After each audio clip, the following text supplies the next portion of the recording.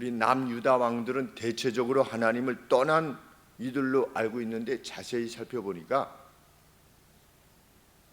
다윗의 자손 같았습니다. 다윗의 후손같이 그 제위 초기에 다들 보면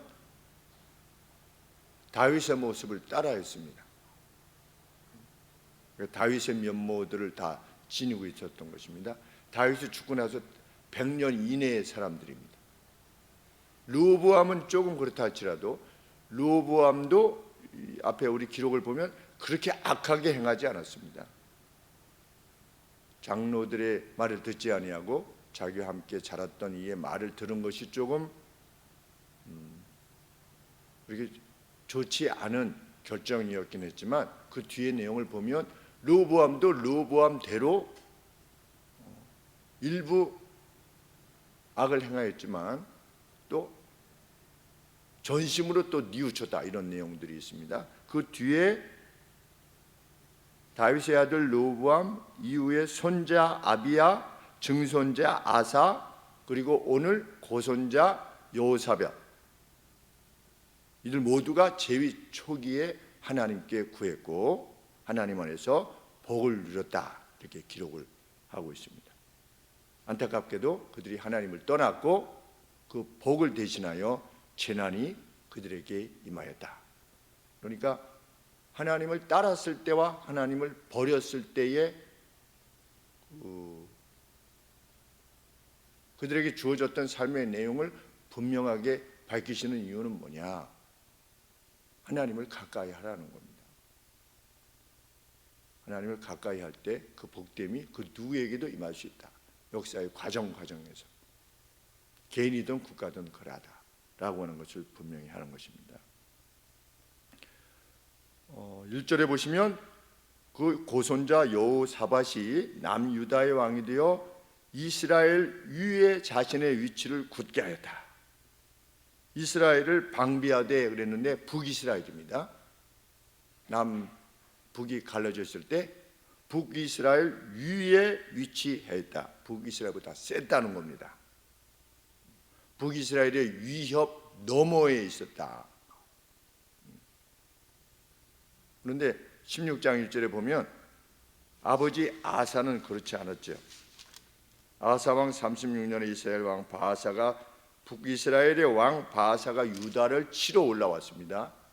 그 상황과 달랐습니다. 여호사밧의 시기는 참 제위 초기에 그가 하나님께 가까이 했고 하나님께서 그에게 평안을 허락해 주셨다는 것, 힘을 허락해 주셨다는 것을 알게 됩니다. 그래서 군사적으로 어떻게 했다?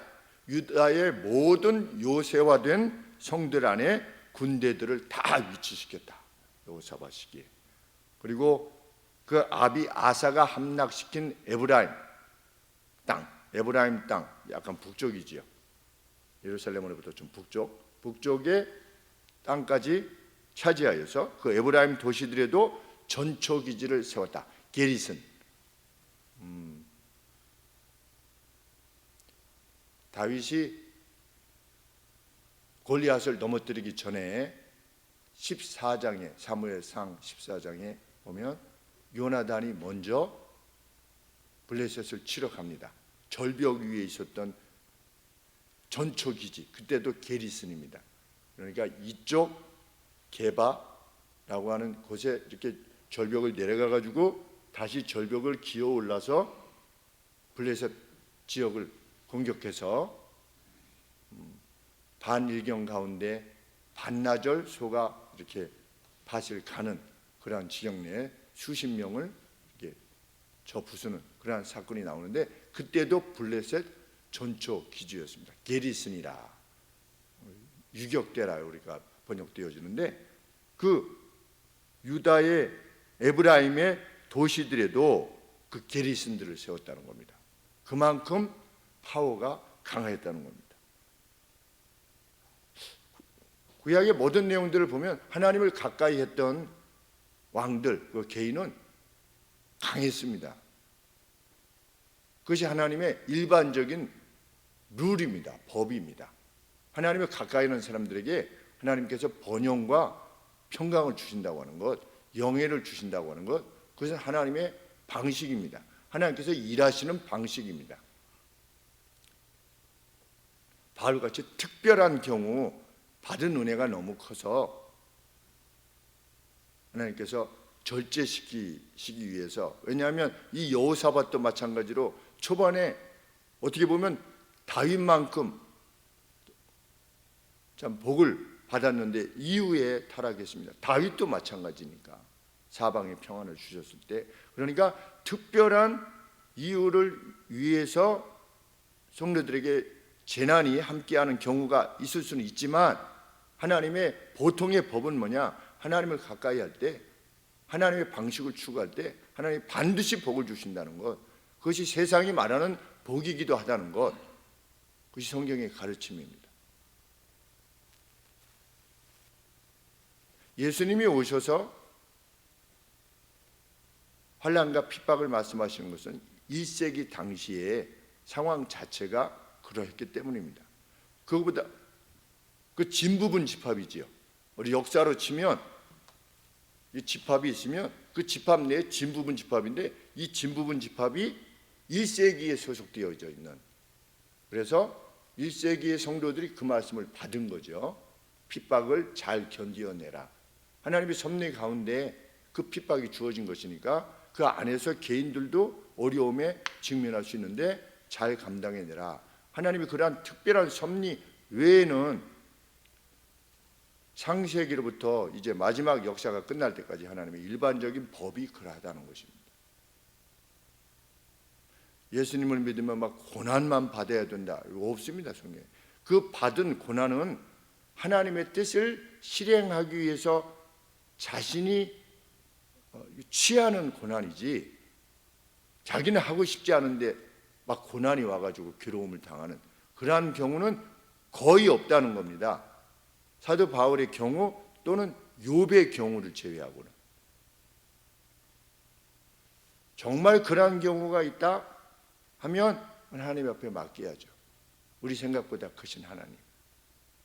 그런데 일반적으로 어떤 재난이 온다, 영예로부터 내가 멀어져 있다 그러면 하나님 말씀으로 돌아가고자 하려고 하는 것이 우리 성도들의 행할 바다라고 하는 것이 성경이 가르치는 바입니다.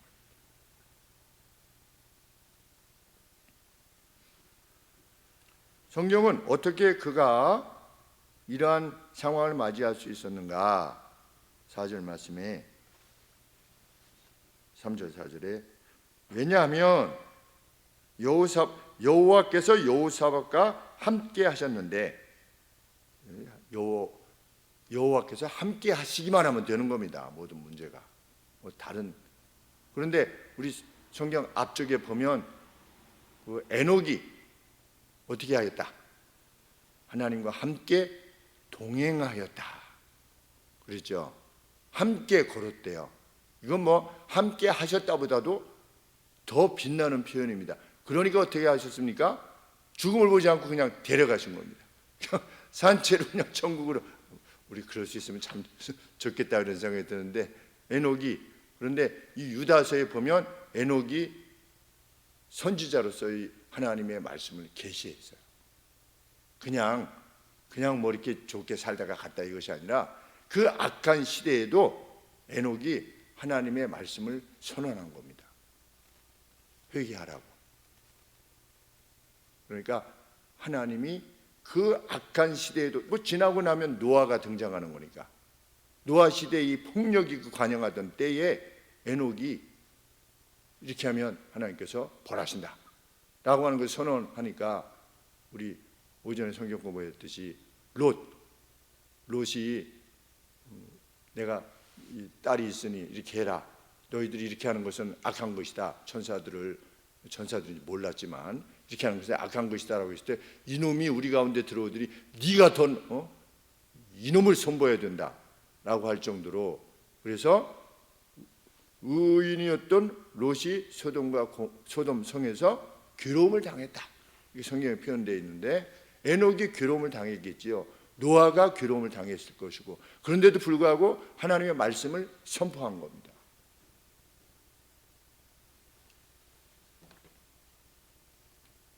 오늘 여호사밧과 하나님께서 함께 하셨다. 함께 하셨다고 하는 표현을 누구에 대하다고 성경이 기록하고 있는가? 기억나시죠? 여호와께서 함께 하셨다. 여호와께서 함께 하셨다. 요셉과 함께 하셨다. 애굽에서 요셉과 함께 하셨다. 그가 형통했다. 하나님이 함께 하시면 형통하는 겁니다. 보통의 룰로 잡혀간 형한테 팔려간 노예가 무슨 형통함이 있을 수 있겠습니까? 그냥 이렇게 생각을 하면. 근데 감옥에 가서도 여호와께서 함께 하셨다. 어떻게 감옥에서 여호와께서 함께 하실 수 있는가? 그 증거가 뭐냐? 나중에 하나님께서 총리로 삼으셔서 애굽도 구하고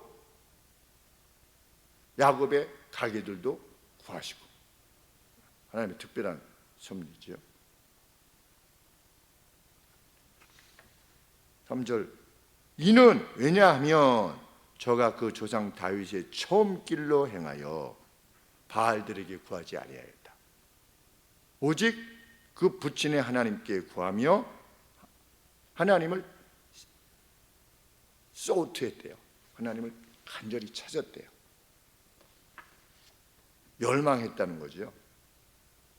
왕이 일주일에 한 번 안식일만 지키면 되지, 나머지 6 동안은 그냥 일반 국사를 논하고 주일날 한 번 와서 예배 드리는 그런 것을 여호와를 구했다라고 말하지 않죠.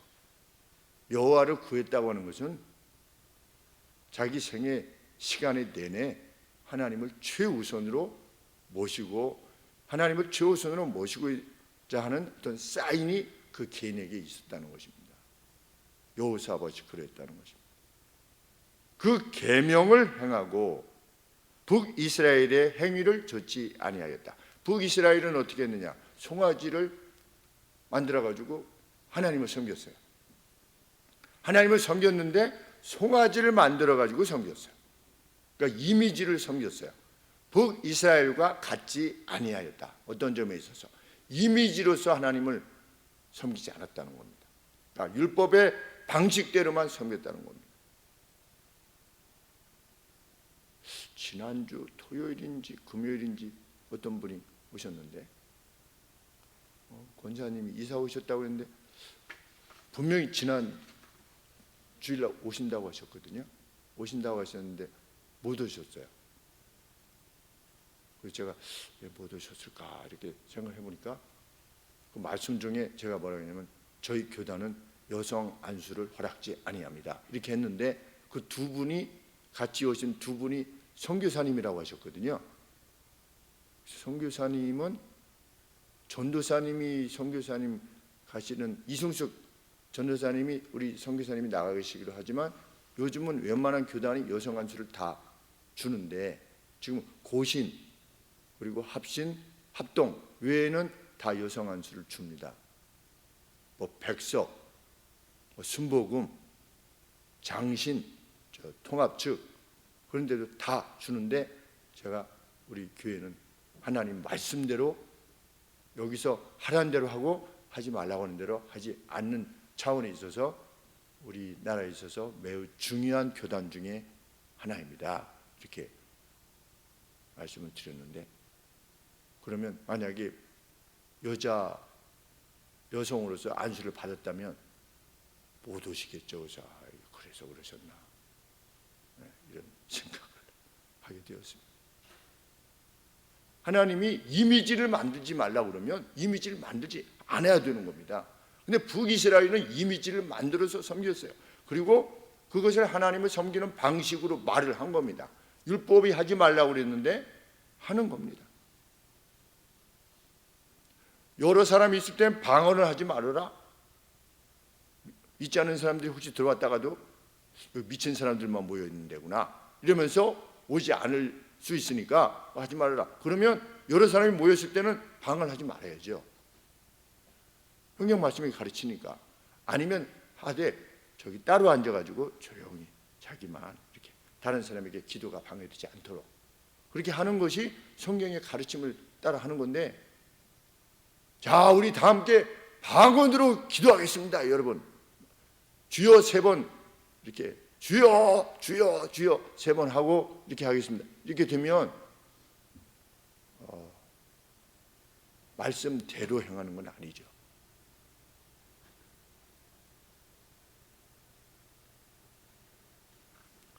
여호사밧이 이스라엘의 행위를 좇지 아니하였다.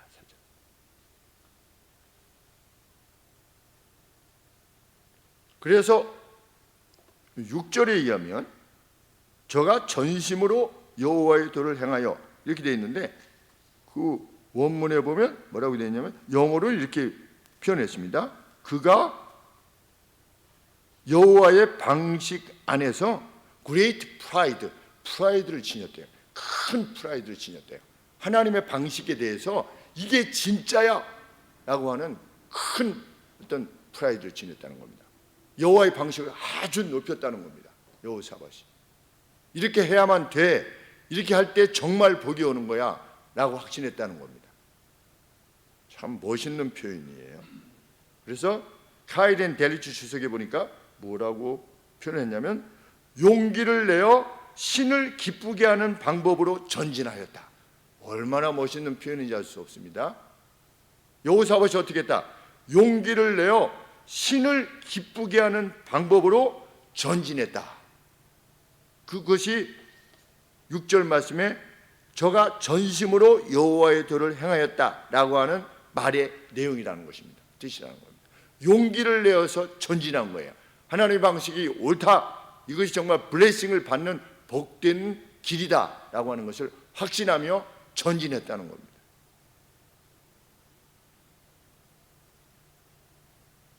나라에서 이제 어떤 투자, 이제 스타트업 투자를 해줄 때 그 투자 받은 것으로 자기 임금은 하지 못하도록 되어 있습니다. 그러면 지금 뭐 벌이도 마땅치 않은데 이거는 못 쓰는 거예요. 여기다 전념해야 되는데 자기 월급은 못 받는 겁니다. 그 투자금에서는. 그리고 자기가 또 일부를 또 거기다 얹혀야 돼요. 이렇게 만약에 5천만 원을 나라에서 받는다 그러면 한 1,000만 원은 자기의 돈을 또 내가지고 6천만 원을 만들어서 통장에 넣어가지고 거기서 어떤 일을 하는 데만 자기 임금은 못하고 직원의 월급은 줄 수 있어요. 그러면 어떤 유혹을 받을 수 있겠습니까? 다른 사람을 자기 가족 중에 누구를 직원으로 이렇게 채용시키는 식으로 해가지고 거기서 이제 월급을 줘가지고 그걸 자기에게 돌려서 그런 식으로 하려고 하는 유혹을 받겠죠.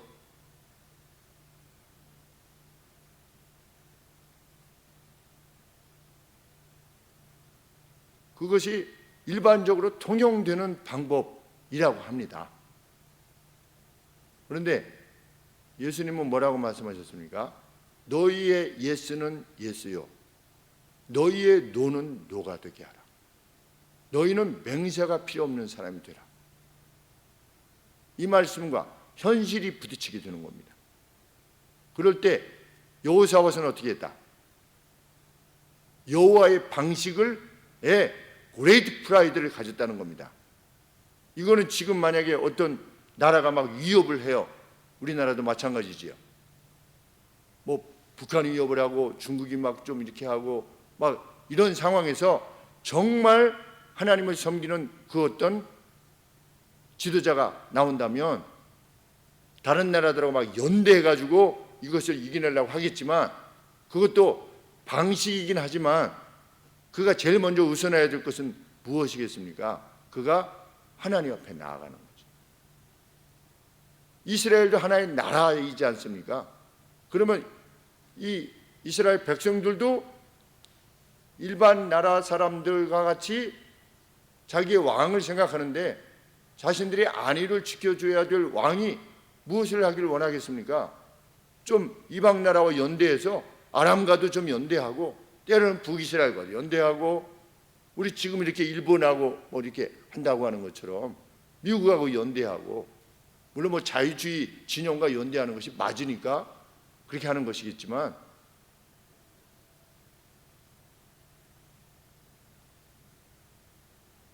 여호사밧은 그렇게 하지 않은 겁니다. 그러니까 우리가 일상의 삶을 살 때 하나님의 방식에 대해서 그레이트 프라이드를 갖는 거죠. 이것이 옳습니다. 그래서 시편 119편에 뭐라고 말씀하고 있는가? 내 발의 등이다, 여호와의 말씀이. 내 발에, 이 캄캄한 어두운 세상을 살아가는데 내 발의 등이다, 비치고 등이고. 그걸 확신하는 거죠. 그래서 송이꿀보다 더 달다. 금이나 은으로 비교할 수가 없다. 그 가치가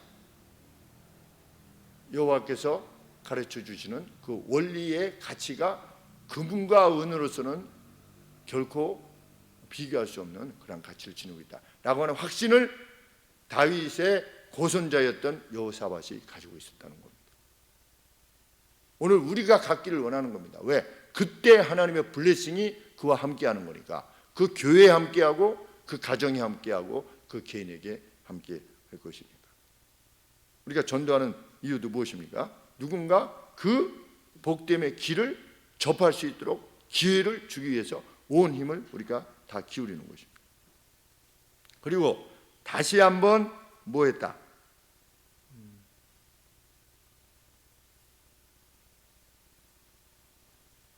산당에서 산당을 제거했다. 산당을 제거했다는 게 어디 있나요? 산당과 아세라 목상들도 유다에서 제하였다. 그냥 그것들을 안 믿는 정도가 아니라 그걸 없애버린 겁니다. 그리고 그의 재위 3년에 7절 말씀에 이하에 보면 9명의 레위인들과 2명의 제사장들과 함께 유다의 유력 관료들을 유다의 온 성에 보내서 그들과 함께 하게 했던 율법책을 가르치도록 한 겁니다. 참 다윗도 이렇게 했다라는 내용이 없을 정도인데 유력자들을 보내가지고 다 곳곳마다 가서 뭘 했느냐? 하나님의 율법책을 가지고 가서 하나님의 율법을 가르치도록 했습니다. 레위인들과 제사장들을 동행시켜가지고. 우리 1907년에 대부흥이 있었습니다. 우리나라에. 그런데 1904년부터 사경회가 전국적으로 있었대요. 성경 말씀을 배우는 사경회가 부흥회는 보통 우리가 말할 때 주야 막 찬송하고 막 이런 거 많이 하는데 사경회라고 이렇게 하는 거는 성경을 계속 배우는 거죠. 3박 4일이면 3박 4일, 일주일이면 일주일 내에 성경만 계속 배우고 찬송하고 그게 주인데, 그런데 1904년부터 시작됐는데 1907년에 아주 폭발적인 부흥이 있었던 겁니다. 우리나라. 그래서 1907년에 대부흥이라고 우리 교회 역사 내에 있는 것입니다. 무엇을 통해서? 성경을 배움으로. 성경을 배우니까 내가 이렇게 하는 게 죄였구나. 이렇게 해야 하는 것보다 이렇게 하는 것을 하나님께서 기뻐하시는구나. 이것을 점점 배워가는 것입니다.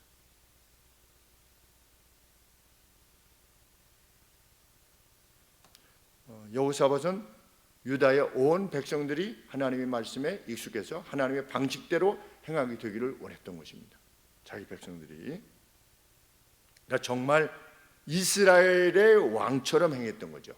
마치 솔로몬이 그렇게 했던 것처럼 이스라엘의 왕처럼, 그냥 세상의 왕이 아니라 지배하고 그런 왕이 아니라 어떻게 하면 하나님께서 맡기신 백성들을 잘 하나님의 뜻에 순종하며 살 수 있는 백성들로 만들 것인가, 그것을 통해서 어떻게 하나님의 복됨이 함께 임하게 할 것인가, 이것을 여호사밧이 고민하고 그것을 실행했다는 것입니다. 참 빛나는. 그래서 5절 말씀에 그러므로 여호와께서 나라를 그 손에 견고하게 하심에 stand firm 하겠다. 굳게 서게 하셨다. 흔들리지 않게 하셨다. 유다 머리가 여호사밧에게 너무 감사해서 예물을 드렸으므로 저가 부귀와 영광이 극하였다. Great riches and honors. 부와 영예가 넘쳐났다. 이 하나님의 법이라는 겁니다. 우리 영예를 누리고 잘 살기를 원하고 평화롭게 살기를 원하지 않습니까? 무엇 해야 되느냐? 하나님을 전심으로 구하고 하나님의 방식에서부터 온전해지기를 힘쓸 때 하나님께서 반드시 그렇게 해주시겠다. 이게 성경의 가르침입니다.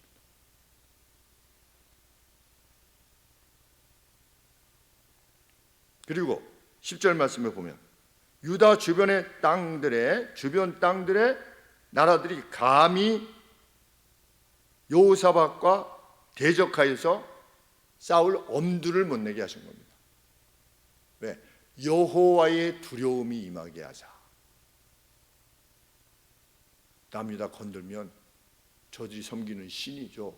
가만히 있지 않을 거야 라고 그 여호와의 두려움이,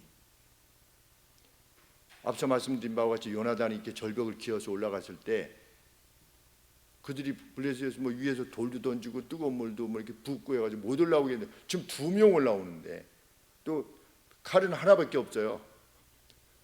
그 병기든 소년이 하고 요나단 둘이 간 거니까 지금 2명이 지금 두 손과 두 발로 절벽을 막 클리프를 막 이주고 올라가는데도 위에서 아무것도 못하게 했는데 왜 그랬느냐? 여호와의 두려움이 임해서 마치 쥐가 고양이를 보면 못 도망가는 것처럼 그냥 오는 겁니다.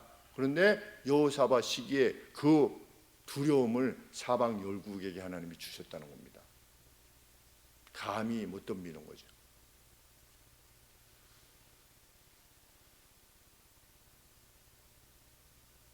그래서 계속해서 여호사밧이 받았던 복되임을 언급하는데 블레셋 일부가 예물들을 가져왔고 은을 가져왔다. 잘 지내십시다 이러면서. 그리고 아라비아 사람들 역시 7,700의 수양과 7,700의 수염소를 가져왔다. 수양 7,700마리면 얼마나 많은 수인지. 그리고 가져와가지고 뭐 한 겁니까? 그의 호의를 구하는 겁니다. 여호사밧이여, 우리 잘 지냈으면 좋겠습니다. 12절 말씀에 여호사밧은 점점 커져갔고 요새들을 세울 수 있는 힘, 요새들을 만들려면 자재들이 있고 또 인력을 동원해야 되는데 그 요새들을 만들 수 있는 힘이 그에게 주어져 있다는 것입니다. 그리고 국부를 저장해 둘 곳간을, 창고를 만들어야만 했다. 쌓이니까. 그래서 국고성을 만들어야만 했던 겁니다. 거의 쌓아둬야 되니까 그만큼 넘쳐났다는 거죠. 참 아주 뭐 다윗 때보다 이 다윗에 대해서나 솔로몬은 뭐 그냥 어안이 벙벙할 정도라고 이렇게 했으니까 솔로몬은 그렇다 치더라도 이 여호사밧에 해당되어지는 이 영광을 누리기 참 그런 표현이 성경에 거의 없을 정도로 하나님께서 그에게 복됨을 허락하셨다.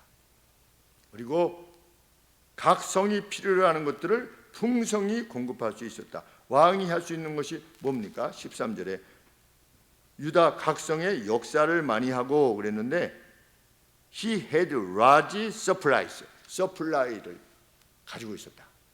그들의 성에게 필요한 것들을 왕이 보내주는 겁니다.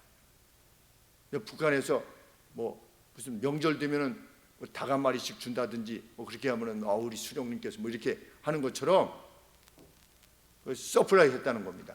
근데 그레이트 서플라이를 했다. 다 그러니 왕의 영예가 얼마나 높았겠습니까? 14절부터 16절에 예루살렘에는 전사들과 용맹한 사람들이 자리하고 있었고, 그리고 이제 인구 센서스를 했는데 유다 지파가 78만의 용감한 전사들을 지니고 있었다.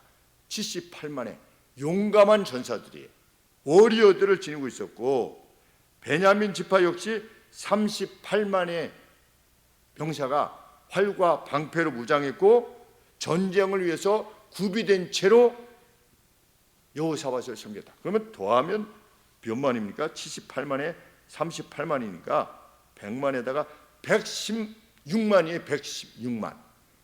유다와 베냐민 지파가 지금 이스라엘 전체가 저걸로 치면, 이 땅 덩어리로 치면 지금 이스라엘이 경상도하고 전라도하고 합친 정도 크기라고 하지 않습니까? 전라도하고 경상도로 크기 정도인데 그 안에 전사들이 몇 만이냐? 116만. 얼마나 많은 수가 구비되어 있었는가. 다윗 시대에는 유다 지파의 47만이었는데 다윗 때보다 더 많았어요. 이 여호사밧 시기 때가. 하나님께서 이렇게 복을 주셨다. 그리고 그들은 누구였다? 왕을 섬기던 자들이다. 19절에 이는 다 왕을 섬기는 자요. Who served the king? 왕을 섬겼어요. 우리 다윗 생각납니다. 다윗의 용사들. 베들레헴 곁 우물가에 베들레헴에 있는 물을 떠왔던, 자기 생명을 걸고 떠왔던 장수들 같이 왕을 섬기는 겁니다. 그의 관료들 역시 충성스러움으로 왕을 섬기기 위해서 그와 함께 있었던 것인데, 참 놀라운 일은 이 118만이 유다 전역에 요새화된 성들에 있었던 이들과 별개로 그 유다 성들 안에 있는 그 병사들은 빼고도 몇 만이다 셌더니 118만이라는 겁니다. 그리고 얼마나 많은 수가 그냥 뭐 베트남이 젊은이들로 가득 차 있어서 막 나라가 활기가 넘친다고 그러는데, 이 20세 이상의 사람들이, 그리고 용감한 전사들이 칼과 활을 지니고 전쟁을 위해서 준비된 이들이 이렇게 많도록 하나님께서 블레싱을 허락해 주셨다는 겁니다. 우리 집안으로 치면, 이야, 그냥 그 시편의 말씀 그대로 아주 올리브 같이, 올리브 나무와 같이 참 견고하고 열매를 맺어내는 포도송이 같은 참 그러한 가정이 되겠지요.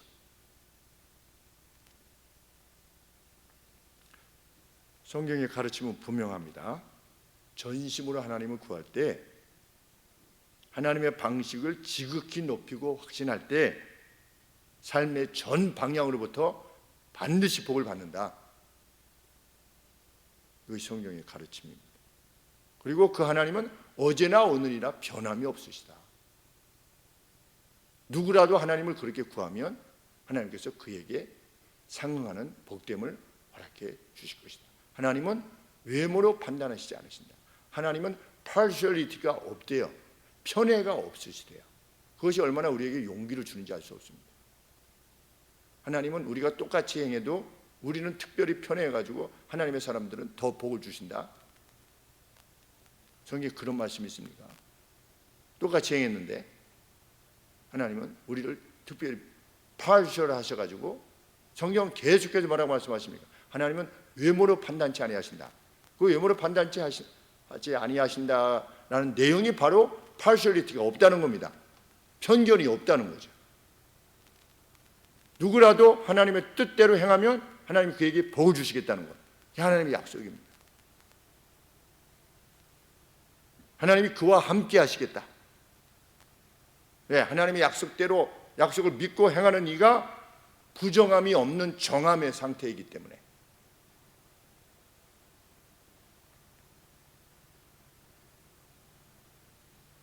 오늘도 이제 현이가 이제 사업을 구상하면서 이렇게 투자자들을 만나고 분주하게 이렇게 움직이는 가운데 한 분을 만났는데, 그분이 뭐라고 말씀하시냐면 자신은 먼저 말씀하시더래요. 자신은 기독교에 있어서 페이팔 마피아, 페이팔 마피아가 저도 오늘 처음 들었는데, 그러니까 실리콘밸리를 움직이는 한 220명 정도의 사업가와 투자자들이 있대요. 실리콘밸리를 그 사람들이 움직이는 거예요. 투자도 하고 뭐 사업도 하고 이런데. 근데 그분들이 예전에 페이팔이라고 하는 우리 이게 페이하는 돈 지불하고 이런 그게 처음 나왔을 때 그것으로 인해서 회사가 크게 되어가지고 아마 돈도 많아지고 이런 분들인가 봅니다. 근데 그런 분들이 220명 정도가 서로 연계해가지고 투자할 사람도 추천받기도 하고 또 서로 만나서 이야기도 하고 그러는데 그 분들을 페이팔 마피아라고 그러는데요. 마피아들이 서로 이렇게 연대하니까 그런 의미에서 마피아라는 용어를 사용했는지 모르겠지만, 그런데 오늘 만난 분이 그렇게 얘기를 하시더래요. 먼저 자기는 말씀으로 준비된 기독교인들 서로 이렇게 네트워크를 구성해서 새롭게 누가 크리스찬들이 어떤 사업을 시작하고 이렇게 하고자 할 때 그 좋은 어떤 그 배경을 만들어주는 그러한 일을 하고 싶다, 그렇게 말씀하셨다고 그러는데, 야, 그래, 여전히 이 땅에 그것을 목적하여 사는 분들이 계시구나. 그 어느 교회 성도님이신지 모르겠지만 그렇게 말할 수 있는 자리에 있다는 것 자체가 벌써 영예로운 일이고, 우리가 그 이야기를 들었을 때 참 멋있다 라고 할 만큼 벌써 영예가 있는 것이고, 또 현이가 만나서 저는 이렇게 하려고 합니다 라고 하는 거 보면 벌써 그 자리에 가 있는 거죠. 하나님과 함께 있을 때 그 어떤 영예와 어떤 번영이 이미 그분에게 있는, 근데 그분이 구하는 바가 뭐냐, 이 사업장에 있어서 궁극적인 목적이 뭐냐, 하나님 나라를 위해서 나는 하고 싶다. 정말 참 그런 분들을 하나님께서 가만두시겠느냐는 겁니다, 성경은. 그리고 그 사인이 있어요. 사인이 내가 정말 이것을 목적하고 있다라고 하는 어떤 분명한 사인을 성경에서 그토록 많이 말하고 있는 겁니다. 그러면 하나님의 방식을 추구하는 거죠. 하나님이 하라고 하면 하고 하지 말라고 하면 하지 않는, 그리고 이것을 열심히 구하라고 그러면 구하고, 이것은 내가 포기하고 제거해라 그러면 제거하고, 내 삶의 개인적인 삶의 내용에서. 그럼 오늘은 누구를 통해 주느냐, 목사를 통해서 성경을 해석해 드려서 성도님들이 그것을 받아들일 수 있도록 하는 것이죠. 참 우리 각각이 일생 변함없이 이 제위 초기 때의 여호사밧과 같이, 왜? 17장은 불행에 대해서 논하고 있기 때문에 참 안타깝습니다. 그러나 꼭 이게 나와요. 그러나 이렇게 막 번영하고 막 영예를 얻었으나 그가 이후에 몇 년 몇 월에 이렇게 해서 하나님을 떠났더라. 눈물 콧물 흘리면서 기도하지요. 하나님 살려주시옵소서, 하나님 성공시켜 주시옵소서. 제가 성공만 하면, 살려만 주시면, 이렇게 했다가 하나님이 살려주시고 성공을 주시면 전혀 뭐 언제 그랬냐는 듯이, 그냥 자기가 그랬다는 듯이 그 인간이 그럴 수밖에 없는 존재냐, 안타깝습니다. 이 교훈을 정말 가슴에 받아서 그리 행하는 이들이 분명 있을 것이라 믿습니다. 갈렙처럼 80이 넘어서도 변함없이 그냥 여상하게 하나님을 구했던 이들처럼 저희 그 자리에 있기를 소원합니다. 함께 기도하겠습니다. 하나님, 저희 교회가 정말 하나님의 법을 사랑하는, 일주일에 한 번이 아니라 정말 예배드리는 것으로 만족해하는 것이 아니라 하나님을 전심으로 구하는 저희 교회가 되게 하여 주옵소서. 또 예배당 이전에 관계되어져서 우리가 건물을 구하는 게 아니라 조금 더 자유롭고 또 주변 사람을 좀 더 접할 수 있는 이러한 기회를 허락해 주십사라고 하는 차원에서 하나님 이전을 허락해 주옵소서. 참 그러한 마음으로 하나님 앞에 구하는 저희 교회가 될 수 있도록, 그저 뭐 넓은 땅으로 간다는 것이 아니라 정말 그 소원을 지닌 저희들로 수행할 수 있도록 기회를 허락해 주십사. 그런 마음으로 점점 더 성장해 나갈 수 있도록 하나님 도와주옵소서. 합심해서 함께 기도하시겠습니다.